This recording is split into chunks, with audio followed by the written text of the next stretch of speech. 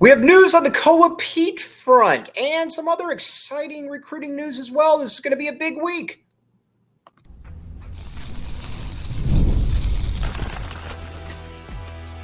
You are Locked On Wildcats, your daily podcast on the Arizona Wildcats. Part of the Locked On Podcast Network, your team every day.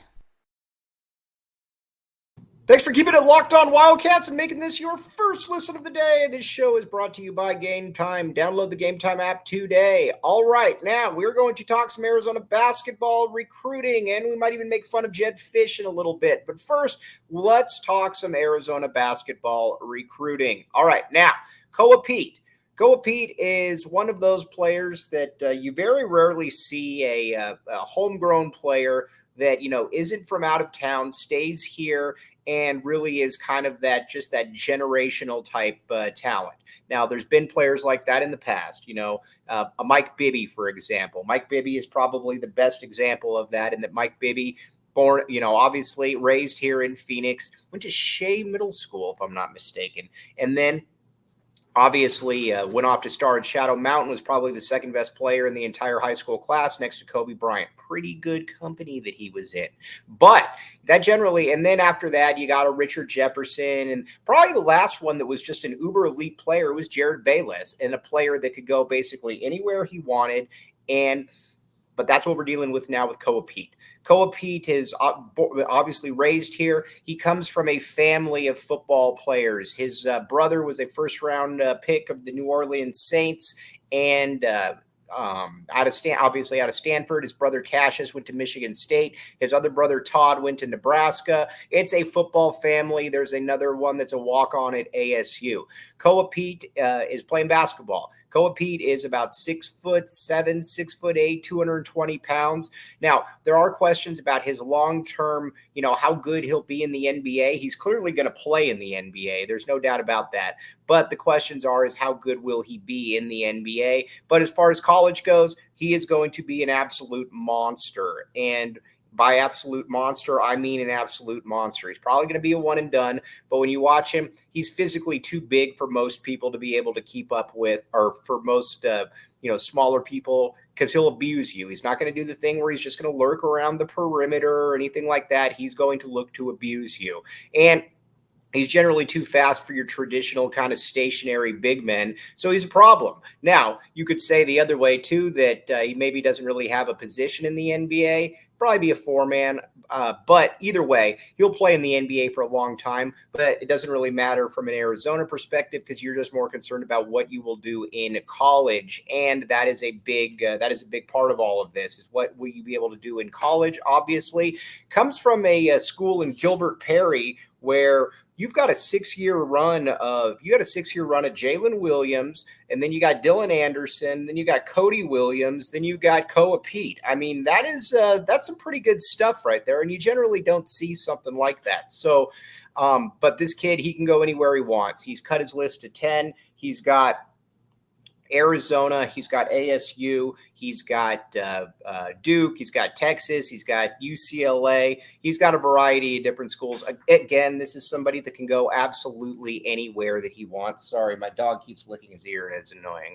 But Arizona's going to be getting a visit from him on Thursday, and obviously this is a kid that has been a priority recruit for quite a while, and he's a plug and play player. He would come in, and I would just guess from a statistical perspective, he'd probably average 15 points, 6 or 7 rebounds.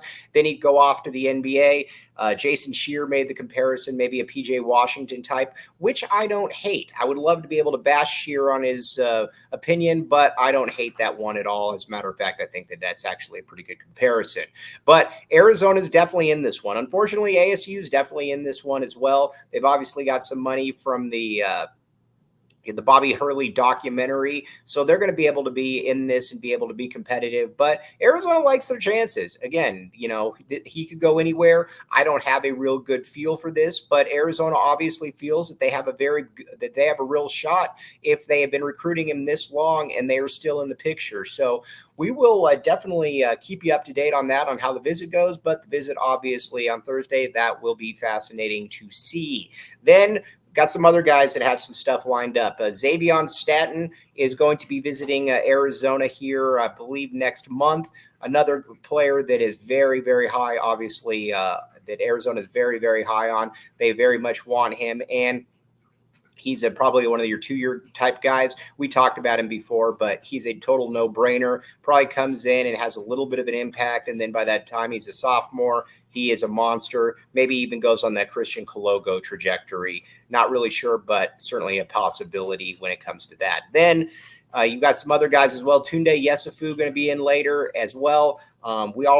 Everybody knows that Arizona's been on Tunde for a long time. I think that Arizona's going to probably really push for a commitment with Tunde. I think they'd like to be able to get him in there. And keep in mind too, with Tunde, this is another player that it will be very nice to get, because you're going to be replacing a lot of players, and he's another one. He's a lot like Koa Peat in that he is physically ready to go. You can put him in, and he will be ready to play basketball for you from day one.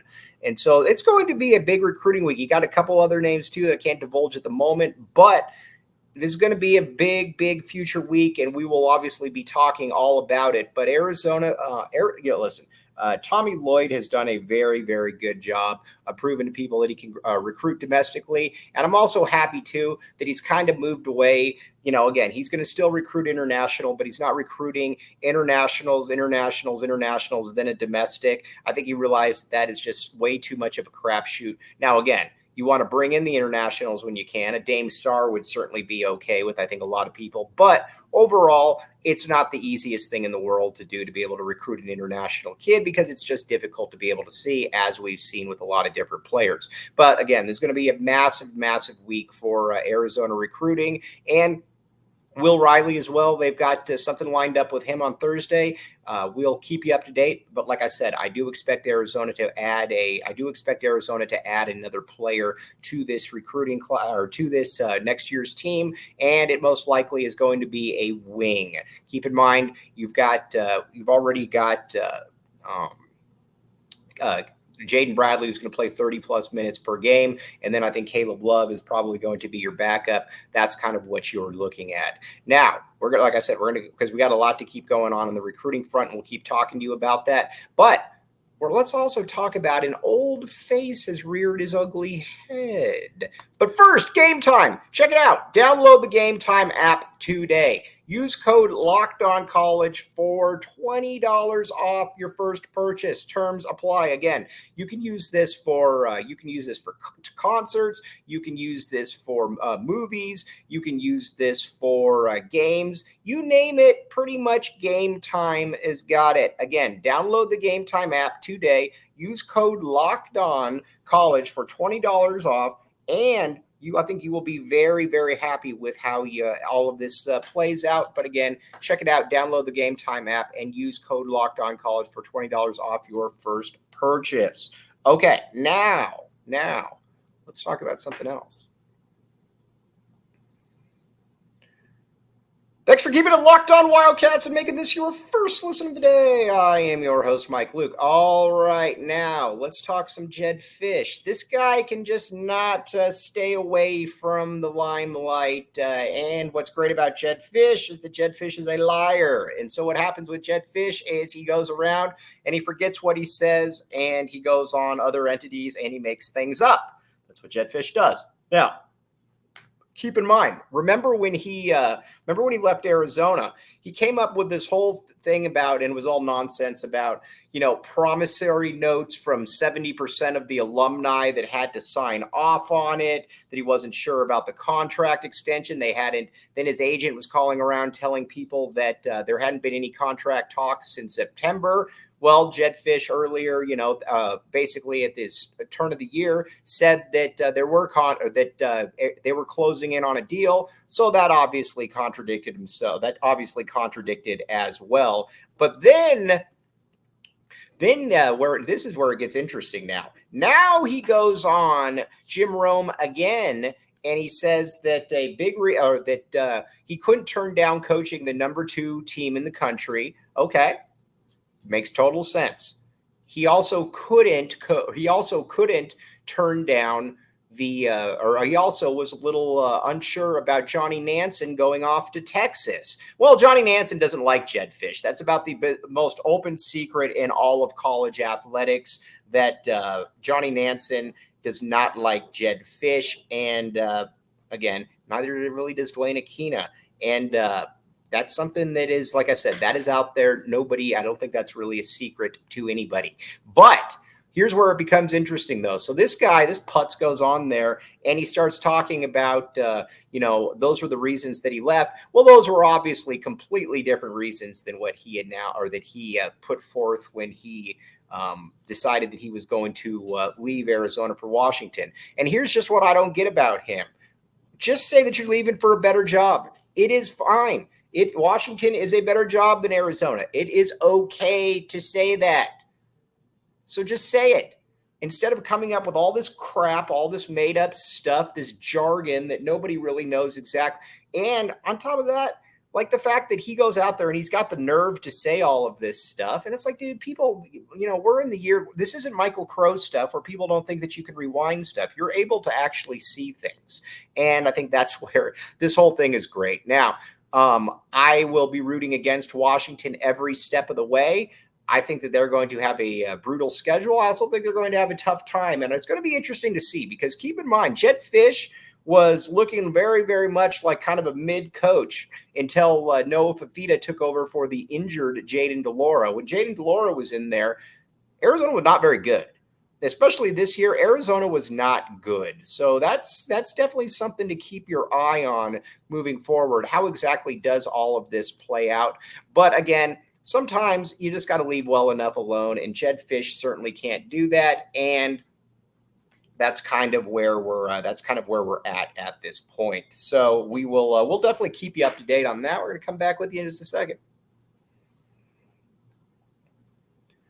Thanks for keeping it locked on Wildcats and making this your first listen of the day. All right. Now, the other thing about Jedd Fisch that very much amused me was when he was saying that, he had to, with the Johnny Nansen thing, he knew that if he was losing coaches, he was going to lose players. I think that he thought that he was going to be able to bring a lot of these players with him to Washington. And they said, we will not do this, Jedd Fisch, which was very, very nice. They said, we will not do this.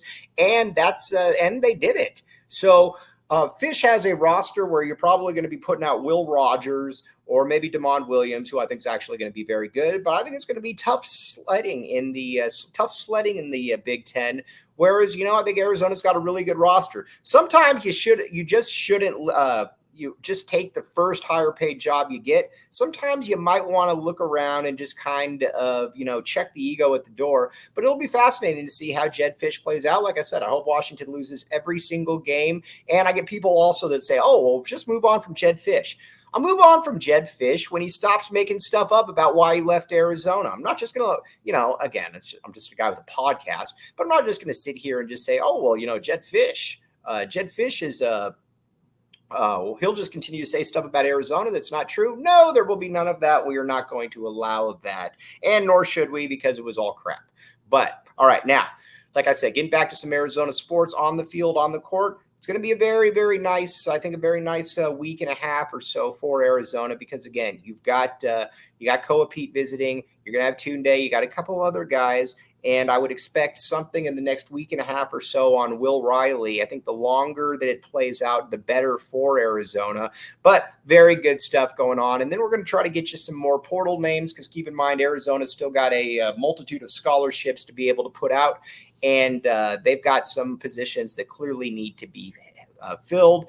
But again, so Koa Peat, though, that's the big one. That's a generational type player to come out of Arizona. Native kid. You generally don't get those kids that stick around in state or that are from here. And he has been a priority for Arizona from day one. Then Xavion Stanton, obviously. And we got some Will Riley and all of that. So we'll definitely keep you in the loop. Well, as always, though, all kinds of really good stuff going on. But very, very much appreciate you all making Locked On Wildcats your first listen of the day. I'm your host, Mike Luke. Bear down, back the A, and we will be back with you tomorrow. Have a great, great rest of your day.